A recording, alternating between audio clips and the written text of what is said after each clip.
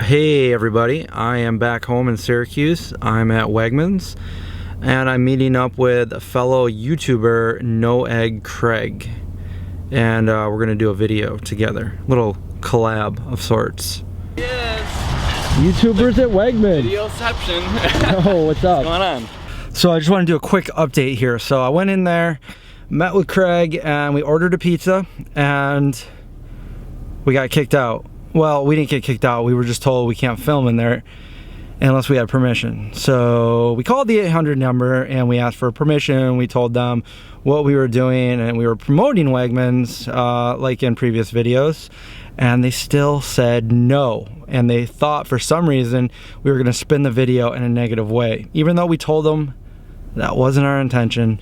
So we ordered a pizza and now we're going over to a food court in a nearby mall to eat. We're at Shoppingtown Mall now, which is dead, just like zombies. As you can see, there's nobody here, literally nobody here. I'm just here with Craig. And this is actually the food court that I did a zombie video in with John and a whole bunch of other people back at Cloud City Comics, which is behind me right now. It used to be across the way. Here's what we got. We ordered a pizza. They wouldn't put any vegan cheese on it for us if we bought it, so we just got a sauce pizza. I like the black olives. Craig doesn't like black olives. No olives for me. Craig wants peppers on his. I don't mind peppers that are fresh. I don't really like them cooked. So I got this side, he got this side, and we got pineapple on the entire pizza. Because why not? Even though Gordon Ramsay says we can't, we do what we want. Craig, how was your pizza? Good. Now it's done. The life of a vlogger. The life. So I'm here with Craig in his safe house, the chocolate place, and we're gonna ask him a few questions. Hello. How's it going? Pretty good. So this is you and your family's chocolate business? Yeah, it's been in the family since like 1910, roughly. We don't know exactly because the papers, they didn't really keep track of anything until 1955, but we definitely had the store before then. This is Mom Dre. Also known as Terry. Terry the Thug. And Dad, aka Quick Steve. You are a vegan YouTuber in Syracuse. It's true. Just like me. Yep. So we're far and few in Syracuse. Yeah. Can you tell me a little bit about your story, why you went vegan? Yeah, so I guess I'll start like my whole life. I feel like we were like pretty healthy, like what we thought was like pretty healthy. We were always like pretty health conscious. Like we always had like fruits and vegetables and stuff like in the house. We stayed away from fast food, like it was the. Oh yeah, like I could probably count on like one hand the amount of times that like we went to McDonald's, like when I was growing up. So like we were always like pretty healthy, and we were all like a family of runners. And then when I went to college, I was still running, and I was in my sophomore year of college, and I was getting ready for indoor track. And then all of a sudden, I noticed I was getting just like slower and slower, and like we didn't know what was going on. And then eventually, I started getting like weaker, and like I started getting like numb, tingly sensations in like my extremities. And we didn't know what it was, and it went undiagnosed for like a long time. And then eventually I got misdiagnosed with a disease called Guillain-Barré syndrome. And then just for a while I just kept going on with my life. And I mean, that's the kind of shortened version. And then after a couple months of that, I just kept getting worse and worse. And I eventually did some of my own research, actually on YouTube. And I found out that I actually had a disease called chronic inflammatory demyelinating polyneuropathy, which the hardest thing about that disease is saying the name. Can you say it again? Chronic inflammatory demyelinating polyneuropathy. I'll try to say it as fast as I can. Yeah, so like I actually diagnosed myself, emailed my neurologist, and he sent me an email back, and then I got in the next day, and then he was like, yeah, actually, that's what you have. So I always like to say I diagnosed myself. Do you ever think about going to school to become a doctor? I thought about like, because I went to school for exercise physiology, so I thought about like, you know, maybe I'll go into like physical therapy, because I went to physical therapy and like it was like really helpful, and I would like to be there for someone like maybe going through like a similar thing, but then I was like, I don't really want to go to grad school, so that's a big reason why I didn't, and I just like wasn't that into physical therapy. But anyway, So I was diagnosed, and I was told that I would be on a medication called IVIG for the rest of my life, which is intravenous immunoglobulins. So basically, it wasn't a pill you could pop from, if you could probably tell from IV. Like, you stick like a needle in your arm, and like you just sit in an infusion center for like up to 2 to 4 hours or something like that. Like, initially I was getting it like once a week. And then, your first dose, you had to go 3 times now? Yeah, I had to go 3 times in 1 week, like for like, well, it's called like a loading dose. And then after that, I went like weekly for like, I think it was like 6 months almost. And then after that, I started doing like every other week, every 3 weeks. But like, and it was also like $7,000 or $8,000 of treatment. I mean, like, so it was like crazy expensive. I mean, like, our insurance covered a lot of it, but yeah, so it was like wicked expensive. And I was like, I can't do this the rest of my whole life. And like, actually, once he told me that I was gonna be on medication the rest of my life, I mean, I think I was like 18, 19. I might have been 20. I think I was 20 at the time, and I was just like, okay, that's not a life that I want to live when I'm 20 years old. I don't want to be like on medication the rest of my life. So I was thinking, you know, I haven't seen the world yet. I don't want to like, you know, want to go to like Italy or something. Like, oh, I got to be back in like 5 or 6 weeks so I can get my medication. Like, I would want to like go live my life, and so I was like, okay, I'm gonna find my way off medication. And I was pretty sure that diet was the way to go. And there was actually, remember Jeremy Freeman? Yep. He's a local bodybuilder, and he owns his own gym. And he actually took 2 hours out of his whole day just to talk to us for free about nutrition.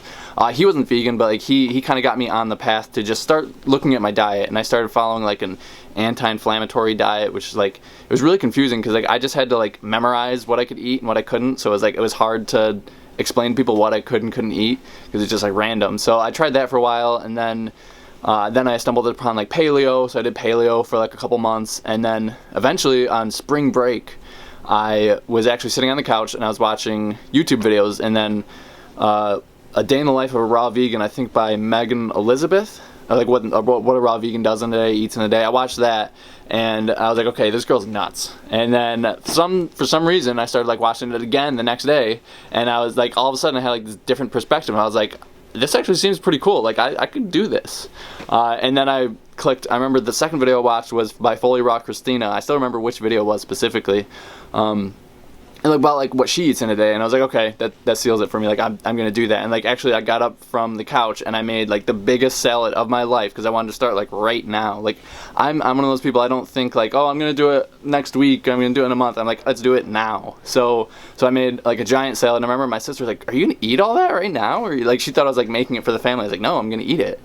So I started like right then, and I didn't completely go vegan. I was just basically like getting rid of things in my house. Like when I was at college, I pretty much went overnight. Like when I went back to school, I got like all the fruit that I could, just like from Aldi's. It was like $100 for like the first week, because I went to Aldi's, and I just bought like a bunch of fruit, and then I was like I started like only eating like cooked vegan food. So I got rid of like I gave the fish and stuff to like all my friends and like all this other food that I had.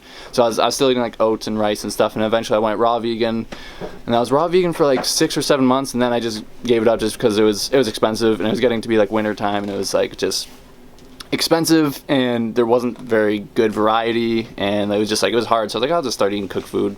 And then did it help your health? Yeah, oh yeah, that's one thing I guess I forgot to mention. Like, so I have been medication free for like 2.5 years now. So, and I was told that I'd be on medication the rest of my life, and then my neurologist is actually like, oh, I don't know what you're doing, but like it's working, so keep doing it, you know. No more symptoms, no tingling. I still have symptoms, so like it's not like completely. I still have like permanent nerve damage basically, because so demyelinating in the CIDP stands for like, you know, you have myelin around like your nerves, and so it is like eroded, and then that can grow back. But if you have any axonal damage like in your nerve axons, like that'll be permanent. So I still have like a little bit of nerve damage in like my lower legs, like so my calves kind of look like toothpicks, and I just, you know, I can do a little bit of calf raises, but like, yeah, it's mostly like my lower legs and feet that are a little bit affected. Yeah, yeah. I'm a track and field coach at Lemoyne, and I did a workout last night. I started with the sprinters. I did like a 400, and then one of the distance runners asked me to do like a mile repeat with them, and then I did a couple. So I was like doing workouts with like multiple people at the same time. But yeah, it was fun. I still run a lot. You were actually in a wheelchair for a while. Oh yeah, I guess I forgot to mention that. That's kind of, I know we've forgotten like that happened to somebody else. I forgot all the but details. Sometimes. It happened to you. Yeah. Like I was in a wheelchair for, I don't know, it wasn't that long. Like most of the time I was like using forearm crutches to get around, but I lost like 35 pounds of muscle. I was in a wheelchair, couldn't even stand up on my own. I couldn't walk or anything. I had to like relearn how to walk at like age 20. And yeah, now I'm able to run again though. And how long have you been vegan now? Actually, I think this month it's been 4 years. So. Congrats. Thanks. And you have obviously your YouTube channel, No Egg Craig. Yep. Tell me a little bit about that, how that started, and. Yeah. Okay. So the reason that I'm so passionate about like veganism on YouTube is just because I became vegan through YouTube. So I know how important it is, because if I didn't see that YouTube video, I probably wouldn't have gone vegan. So I like to be there for people, like the same way that someone was there for me. It's kind of like returning the favor is like how I see it. And like along the way, I found that I actually like making videos. Like I started on my laptop, just like with the webcam, and it was like really bad. It was like, I look back at one of my videos recently, it was like 240p. And it was so bad, and like the sound quality was bad. And then eventually I upgraded to like an $80 point and shoot, like, and every time I would like say an S, it would go sss, like all the time. And then eventually I upgraded to an iPod Touch, and then I finally got like a DSLR, actually like the same camera as Chris has. But yeah, it's been really crazy. I started out with like just my laptop, so you can start with like nothing. Like I started with Windows Movie Maker, which was like already on my laptop. So in the beginning, I literally spent nothing to start YouTube, which is, you know, anybody can do that. You know, if most people have a phone. Future plans with your channel? Anything in the works or? So it took me a long time to figure out like what I actually really like doing on YouTube, and I really like doing kind of like raw, somewhat like I do a lot of editing, but like it's like a lot of like long shots of like unedited, just because like. I feel like we have like pretty witty banter, like going back and forth, me and my family. You're the funny vegan. Yeah, we're the funny vegans. So I really like doing like I'll do like a lot of cooking or recipe videos where we're just like messing up the whole time. We like I think Max did one, or he's done a couple with me before, and like I just like drop baking powder all over the ground. And like I'm like sweeping it up in the video, and like I just, you know, we're just messing around in the kitchen. So I really like doing stuff like that, and just, I don't know, just me and my family and my friends. Awesome. And where can people find you on social media? Yeah, so mostly YouTube, and then I've been doing a lot more Instagram lately, a little bit of Facebook, and I think that's pretty much it, actually. So your mom is vegan. That's true. And my husband's vegan. So you got a whole family of vegans. We do. Well, there's 5 of us in the family, and 4 of us are vegan. Yeah. The oldest one. Uh-oh, who's not? My older sister, she doesn't live in the house, so I feel like if she did live with us... When she's here, she's vegan. Yeah. And yeah, she's not very picky, and she eats mostly plants. Yeah, she's not much of a meat eater or anything. She just isn't gonna... She's not accepting the label at this point. She went to Strong Hearts the other day with one of her friends. Yeah. Yeah, she's totally on board with everything we eat. Yeah. So did you go vegan first or second after Craig? After for him, I was first. Mm-hmm. And my main reason was, my son has this terrible disease. I can't have the disease for him because any mother would, but I couldn't. So what can I do? I can support him, because he was like, okay, this is my food, and no, I can't eat that. And he's going through the fridge, can't eat this, can't eat that. So I was like, you know what? He brought home some peaches from the farmer's market. It was July. I was like, I love peaches. And he was raw vegan at the time. I was like, you know what? I could probably do this if there's this many peaches involved. 12 peaches are a meal. I think I'm going to sign up. Yeah. So I became raw vegan with Craig for a while, but I like to cook. So that summer I didn't really cook much. Yeah. So I was like, Craig, I don't think I can do this raw thing. I have to start cooking, pasta, beans, I think that potatoes. was around the same time that I went cook vegan. Pizza. It was good timing. Yeah. So how'd you feel after you went vegan? Any difference? Or? Actually, I'm not as good of a runner as the rest of my kids, but I dropped a minute off my mile. Awesome. I went from 9 minutes to 8 minutes. Feeling great. I've always been pretty energetic, so it's hard to get more energetic in my case. But I noticed my fingernails grew faster. My hair stopped turning gray so much. I whacked myself. I should get a bruise, but then I didn't. So it's just things like, kind of giving your body some superpowers. It's like, basically, it's the fountain of youth, as far as I'm concerned. But I mainly did it to support my son, because I wanted him to, in his own home, to be able to open the fridge and say, I can have this, I can have that. And then, why don't you tell the story about how your twin sister came along? Yeah, so she was a vegetarian for a while, actually, and it was, it's really easy when you're already in a house of vegans. Like she didn't even have to do anything to like go vegan other than just like eat the food that was in her house. I think it was like when she was outside of the house she was vegetarian, but she did a paper for her school about the environment and how animal livestock industry is contributing to that, and she was like cowspiracy for a lot of it, and then like for a lot of the sources, and then she was like, I can't go through the rest of my life like knowing all this information and not go vegan. So that's why that's kind of like why she went vegan. And then Dad went vegan just because he was like, well, everyone else is vegan, so I guess I'll go vegan now too. And now Dad's seen like a lot of good health benefits too, like his diabetes numbers, because he was like going like towards pre-diabetes. He never had pre-diabetes, but his doctor was saying like, if you might get diabetes if you keep going down this road. And then he was already vegan at the time, so then we went even further, and I got the book, the Dr. Neil Barnard's book, Reversing Type 2 Diabetes. And then we found is like, you cut out white potatoes, white bread. Wheat bread. Oh yeah, wheat bread, yeah. Wheat and yeast together. Yeah. So wheat's okay, but wheat and yeast together seem to raise blood sugar. I forgot exactly what it was, but he explained it in the book pretty well. And then there was like, there was a couple others, like cutting out oil. So Dad like went like pretty much no oil. Oilless in this house. Yeah, we're relatively oilless. A long time to go through a whole bottle of oil. Yeah, like a year.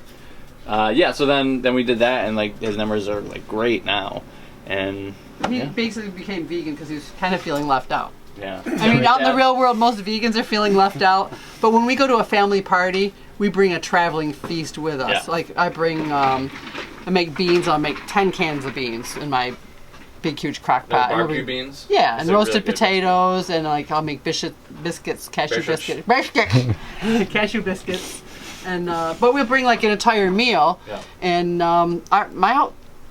a few of my family members have turned vegan too. Yeah. But it's just food. It's not vegan food. It's food, and they just eat it. Nobody really questions what's in it. They know I haven't poisoned them or anything. Like we haven't done anything crazy like tofu tacos or anything like that. Not at parties anyway. Yeah. At home we do crazy stuff like that all the time.